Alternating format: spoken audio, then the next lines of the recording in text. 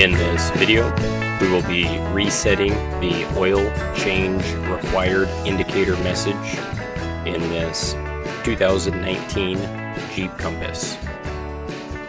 When starting the vehicle or pressing the engine start-stop button, we receive a message that says oil change required.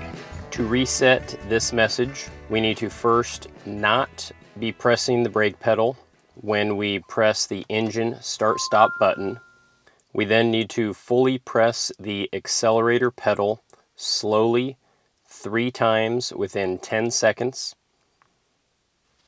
We can then cycle the ignition to the off lock position, and this should reset that message. We can then test it out and see if that message is gone. And everything looks pretty good.